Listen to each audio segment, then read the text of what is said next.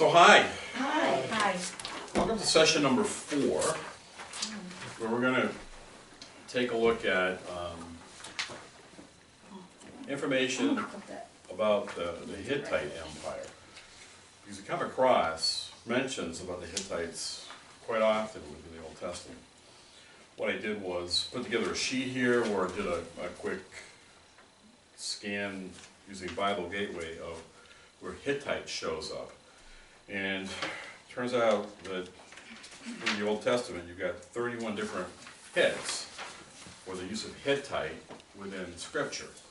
So I listed those out, and at your leisure you want to take a look at those to see where the reference goes. But I think it's interesting to look at it this time. Instead of Albert Lynn, where we've had the Nat Geo stuff, we've been looking behind some of the the mythic tales like Red Sea or the Sea of Reeds, and what's behind the flooding episodes that we also find in other cultural literature and all that type of thing. Here we've got the Hittites listed as some of those peoples that were encountered in the Levant when Abraham made his way in, and then later on when after the Exodus and all the people came into that region again many years later, and they encountered Hittites and stuff. But where did they go? What happened to the empire? What were they about? How did they operate? I think that's interesting to know as we read different scriptural passages. The thing to remember too is that we've talked about this before. If God is a just and merciful God, full of grace and mercy, that permeates everything, which is what we get from the Jesus story. Then we read that back into the Old Testament, and that helps us filter out where there are things that are retributive or too judgmental and all of that, and because then we start seeing that can be the lens of the people who are writing it. Maybe they're writing some propaganda about their own people up and against other people, or lift themselves up, and maybe this is what God wanted, because we do a lot of self-justifying for the things we do. Even people of faith do, when you do certain things like, well, Jesus would want me to do this. Well, did you think about whether Jesus wanted you to do certain things that you're doing? And certain people also go, well, I'm going to go vote for this candidate, and I am a staunch believer of Jesus. Like, really? How could you vote for certain candidates if you're a staunch believer of Jesus, because your candidate doesn't lift up the Jesus stuff at all? And a lot of people who purport to be of that candidate, and I'm talking about any time in history, right? I'm not talking about any specific time. To be clear, that you've got to be careful. And so I think getting into the facts behind some of these peoples is important. And one of the things you're going to hear today is that, for example, the Hittite Empire, while they were a might, and they were equivalent even to Egypt back in the day, originally Egypt had its power, yeah, they wanted territorial land, yeah, they grew their empire, but if the peoples that they encountered as they were trying to move into new regions, if when they kind of moved into those areas, the people were like, oh, you guys are here, I don't know if we want to put up a fight, then if those people just kind of wanted to go along with the Hittites, then they were left alone. They became part of the Hittite Empire. And the Hittite Empire became not, they weren't trying to cleanse to become all just a certain breed of race. The Hittite Empire was made up of a whole bunch of peoples that had agreed to come into the empire and all that type of stuff. So they even adopted the different religions within the Hittite Empire. So you could have your own religion, and they became known as the peoples of the thousand gods type of thing. You're going to hear that mentioned here. So I mean, there was a lot of kind of grace that was kind of used in dealing with people, even though they had their own ambitions. It was like, it didn't seem like it was that bad a place to be a part of, because they would keep the borders safe and look out for things, and people kind of get along. Whereas sometimes when we read the biblical accounts, right, it's sort of like anybody that was in that area, it's like bad, ooh, gotta get rid of them type of thing. But if that's where we need to know what the realities are from what the histories tell us, who the peoples are, to get a firm grasp on where our scripture might go a little bit awry in supporting worldly views as opposed to godly views, so that we can kind of synthesize that out. And we're going to be able to do that today.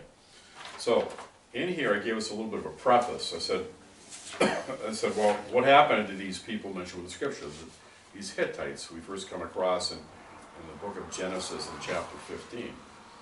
Well, the beginning mention of these peoples is in the time of Abraham. Okay, now remember, Abraham, when he was still living with his dad, and he'd been married to Sarah, and she had her own hairdresser that she really liked in Ur. You know, it's like, and God came and said, you know, I think you guys need to get out of here because there's going to be an invasion. And so, you know, it was like, okay, we got to go. And Sarah's like, probably, why? Well, because God told us we needed to. So they took off out of the Ur region of Sumer, and they went north. So they went into the area that's now, you know, known as Canaan. You know, that was the northern area. And in there, that's where you have the first mention of the Hittites and the Perizzites and the Rephaim as other peoples who were in that area. So now you find out that they're there. But as the story unfolds there, Abraham is respected by the Hittites. They call him a prince in some of the translations of Scripture. And when Sarah passes away, and he wants a place to bury her, and so he goes and talks to the Hittites and said, well, yeah, you can find a place here and bury, that's fine. And that's when we have this gentleman here, if I could focus fast enough. Ephron? There we go, Ephron, thank you. Who says, here, I'm just going to give you a really fine space in order to bury Sarah. So it's like, well, it doesn't sound like the Hittites are too bad. I mean, it sounds like there was, you know, a give and a take and a respect, and, you know, if you can be humble with other people and kind of work things out, then relations can be good. So that's from the Bible. All right, so that's a preface of when Abraham first went north, that there are other people there, but, you know, they kind of like look to try and get along. And then we have the unfolding rest of the saga as we kind of move our way through different things that are happening.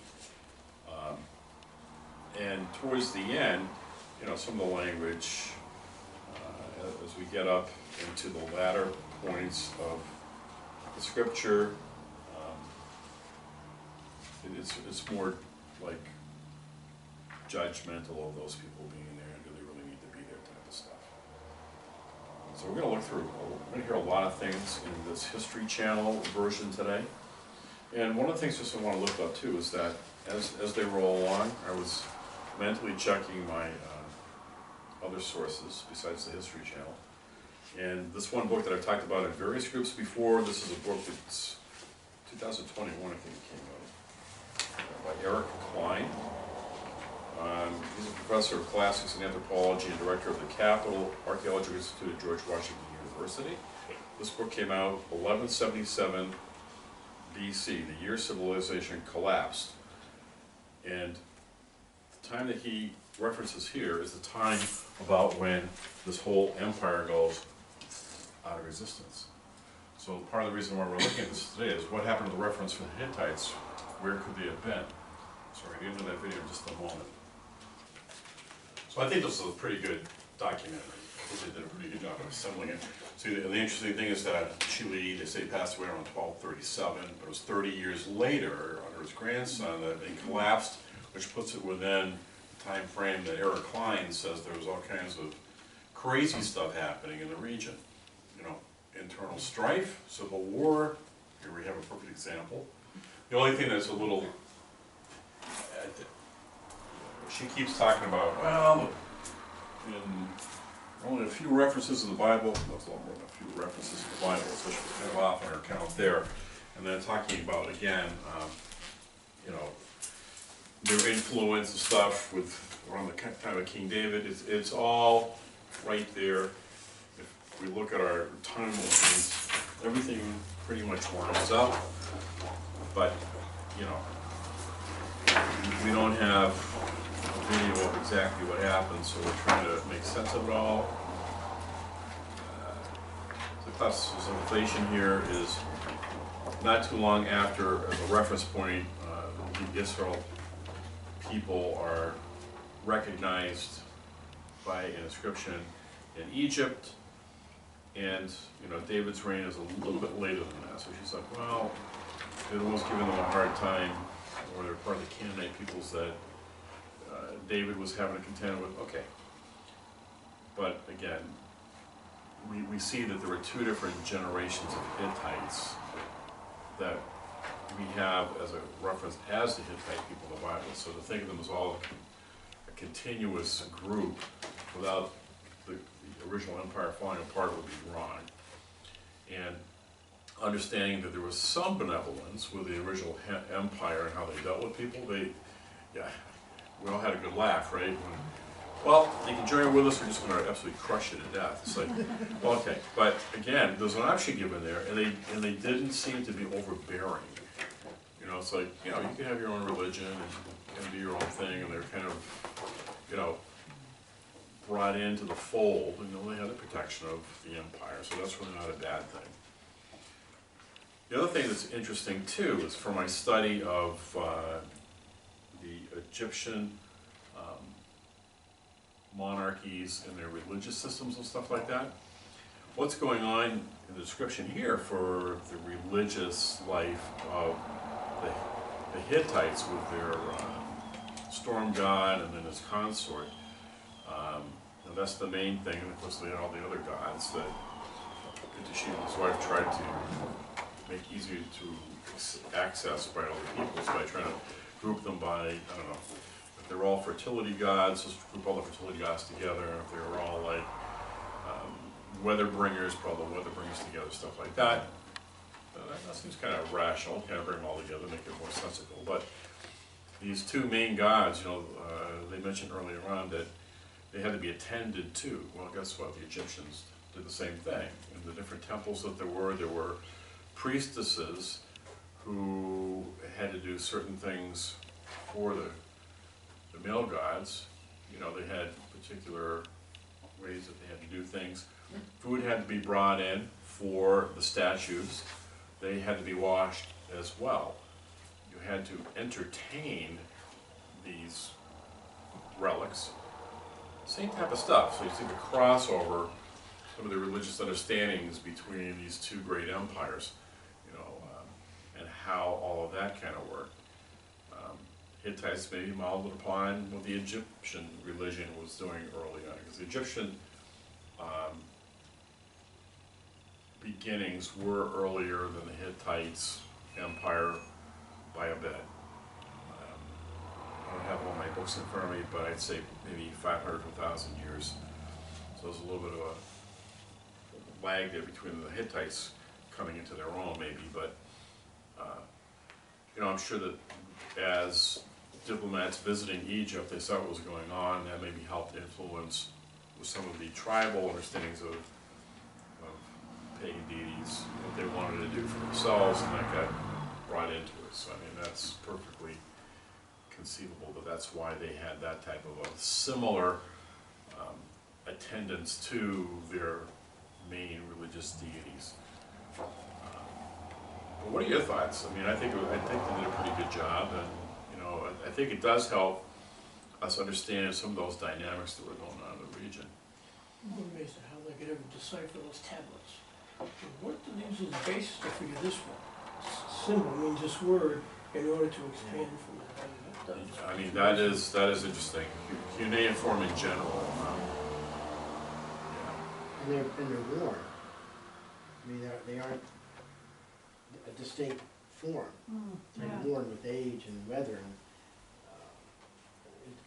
how far geographically would these people be in Turkey to Egypt? Oh, so, I mean, there was a distance, but I mean, was it far enough that they knew about these people, but they're far enough away?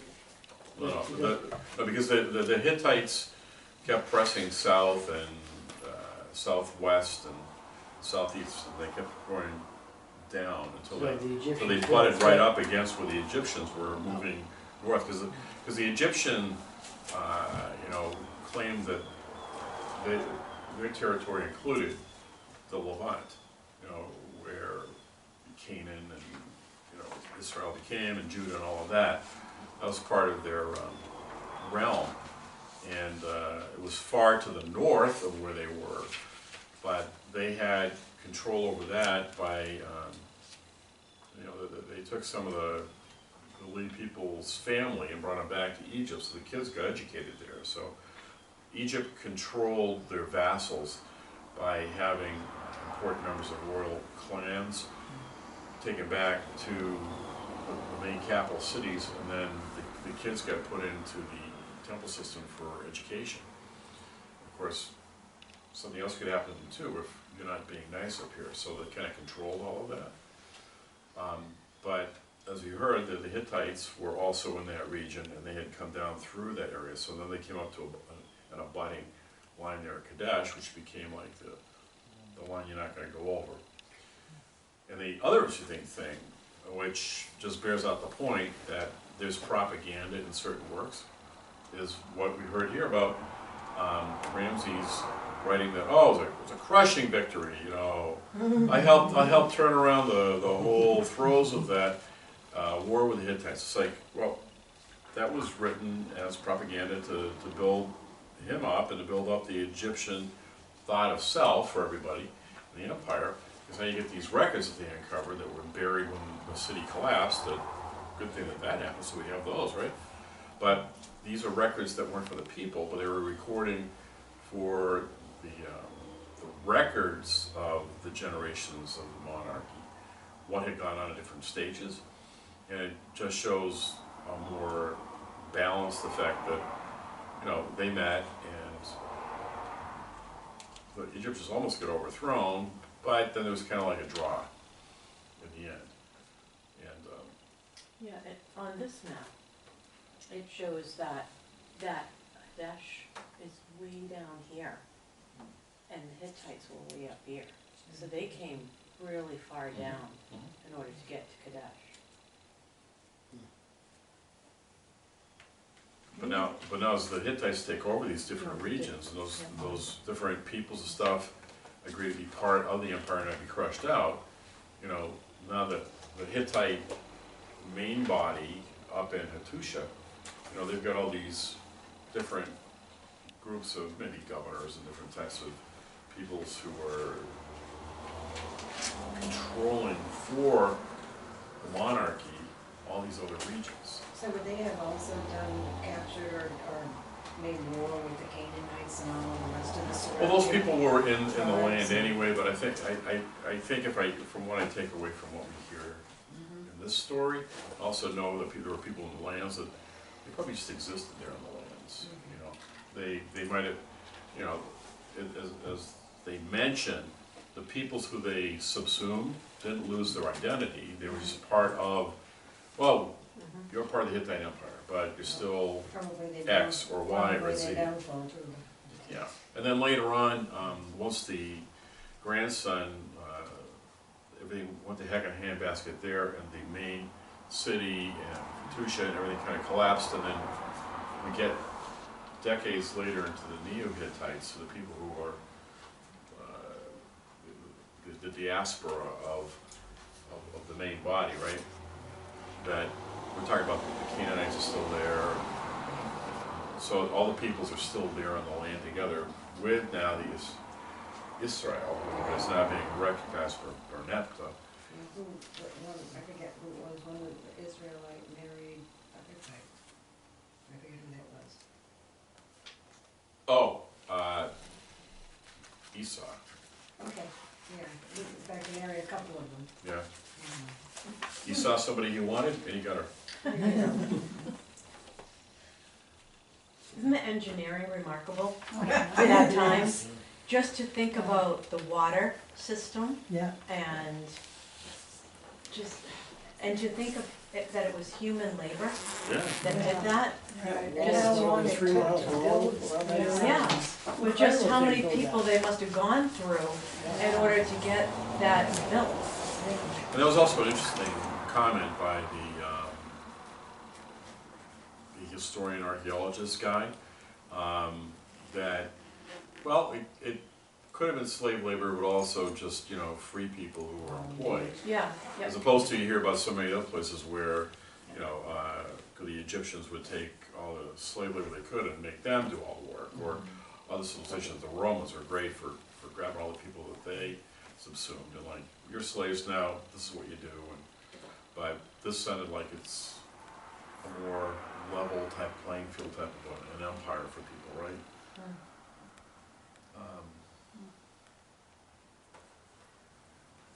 So I think this really helps paint the picture of what was really going on in the land, and helps us appreciate, again, as I said before, that some of the stuff that's in the Bible, Old Testament, that the scribes wrote and people put together is partially propaganda, or to lift up the Hebrew people.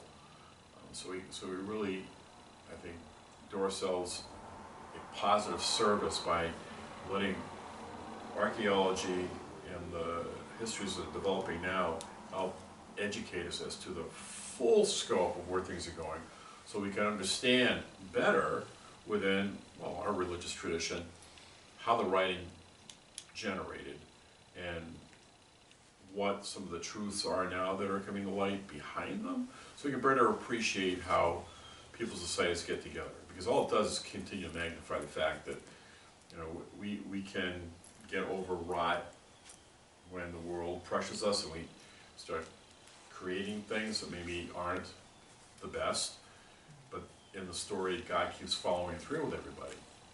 So, you know, even though you've done that, let's keep moving. I mean, He keeps following with the Hebrew people all the way through, even when they keep falling down and having opinions that they shouldn't have and not treating people right. Then they have glimmers of light and they come back to fold again, and things go on well for a while, and then they fall back. Sort of like us in our lives. Sometimes we've gone through the same challenges, right? We've all sometimes fallen away and come back again. We all waver, but God is the steadiness that's through all of that. And help them. And I think this really helps, as opposed to some of the religious traditions who don't want to know the history, because the Bible is the history. It's the true word of God. It's like, not quite.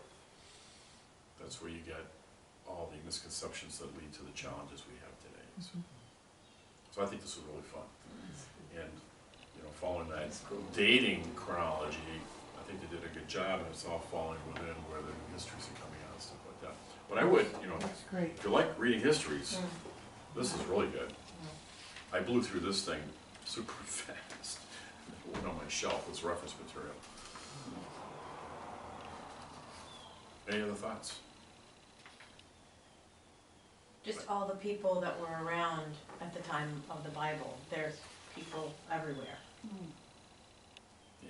I mean, how would you, thinking about it, if the Hebrew people coming out of Egypt and going north, how would you depopulate an entire region just to move in? That's gonna come out. I mean, there's going to be other people there.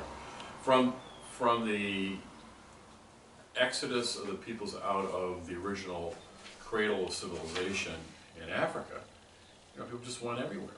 And then groups kept on fluctuating over the hundreds of thousands of years, not a million years, as the shifting climates on the planet and everything moved them around.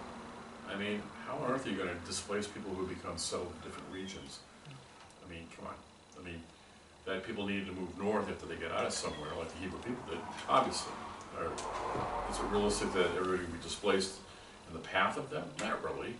Learn how to get along. And so we have a story that they didn't really get along too well, and stuff like that. There was one other thing that I was just going to mention that was really cool about this. I just like too that she's looking at the landscape saying, well, this isn't a great place to build a city. And you have to look back at what the climate was like at that Exactly. time. It was probably trees and lush and green and everything wonderful, and the water and everything. So it's not like right now, the Saudi Arabia used to be a warm, shallow sea. That's where all that lovely oil underneath was created. You know, I mean, places are totally different. Absolutely. Like we were talking in one of the other sessions a while ago, you know, where in Egypt where the pyramids are now, I mean, that's all like sand blown everywhere. And they had to excavate to get to the pyramids and excavate to get to the Sphinx and all of that. And And people are, people today, and even when we were kids, when we were going through school, oh my gosh, how could they live there? It's so arid. It's like, well, no, as we start rolling back the geological record, it wasn't like that. And that's where I had said that there's this one PhD guy from Harvard University who adamantly believes, and I've looked at the evidence he presents, that the erosion on the feet of the Sphinx is not from sand, it's from water. So now you have to look at, so you need to date the Sphinx from when there was water driven in that area to provide that type of erosion, which totally shifts the dating that's used right now. And But don't you think that happens here too? Huh? Don't you think that has happened here too, over thousands of years? Oh, yeah. Oh, yeah. Oh, I mean, Look at our landscape here Yes. in New England, That's right. all our hills and everything like that. You go down south and it's whoa. Because the glaciers only came Yeah. down Yep. to a certain point, Yeah. and then as they receded, they tore up Purgatory Chasm and everything Yeah. else that's around, Perfect so. example. Yeah. Perfect example. Mm. And the Blue Hills were once upon a time mountains. And Most of the hills and are- some of the really high mountainous regions now were the bottoms of seas that are now been lifted up. So I mean, this planet's gone through all kinds of an evolution over time.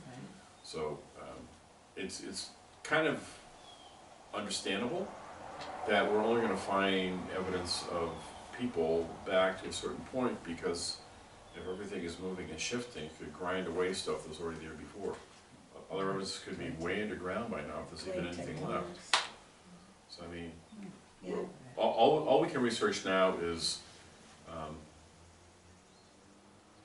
as far back as this version of humanity on this planet can be notated. There could have been, before all of that, another entire cycle here. Or maybe our current generation of people actually did come from Mars. So it's our circadian rhythms when we travel outside the gravitational belt of the Earth and spacecraft shifts to exactly, they say, the cycle of day rhythm to what Mars has, and away from what the Earth has. Why is that? Well, Why- Mars was pretty much a sister planet to the Earth, but astrophysicists think that it got hit by a meteor and their entire ecosystem collapsed, so. So did some of them get to such a technology? That they made it here? Who knows? Yeah. They got here, and then that became some of the seed at the Are they beginning? still here? Well, I don't know, because it's 4.8 billion years of Earth's history, and we're only talking like 60,000 years or something. yeah, I mean, the current Back in 3,000 years. homogenesis is like 2.5 million years ago. Yeah, it didn't take that long for magma to cool off, you know? So, before that, could there have been a migration of some people who escaped the Mars debacle and got here, which would then provide some credence to the fact that that species, which we now call human, if that's the way it worked, why the rhythms of the body adapted to here and just became what they were. But now that when we take them away from this layering where we are, beyond the gravitational pull of the Earth, when people travel in spacecraft, and they shift back to a different rhythm, do you think they'd stay on the rhythm that is here? Why would they change to the rhythm of Mars? I mean, we haven't gotten that close to Mars, and we've traveled so far for that to be the case that it should. When you're Shift. saying the rhythm of Mars, how do we know what the rhythm of Mars is? Well, it's the number of hours in a day cycle. Yeah. Oh, So the body cycle, normally here, when people look at our biological cycle, it mimics what the daily cycle of the Earth is for 24 hours. But when you go beyond the Earth, if you're traveling in a spacecraft and you're out there, and then doctors check the rhythm of the body, it's no longer 24. It goes to the rhythm of what the Martian cycle of a day is. It shifts. Which is shorter. It's like, well, why does that happen? That's, The whole Big- part of God's plan. it's a factual point, and it begs the question, why would human circadian rhythm shift when you get outside the gravitational limits of the Earth? It kind of points to, there's something there. And we don't have enough science to quantify and say that's for sure, but it certainly does beg a question. And because the Earth's been around for so long, who knows? I mean, who knows where even some of the population came from, they interbreed over time, and maybe that's what shifted it. There's all kinds of things we don't know. It's just good to be open to thinking about the way things Yeah. could be, or were. Doesn't change our look at God or anything like that, Well, but there's a whole lot of stuff we keep finding out. I think this is fascinating. I love it. Mhm.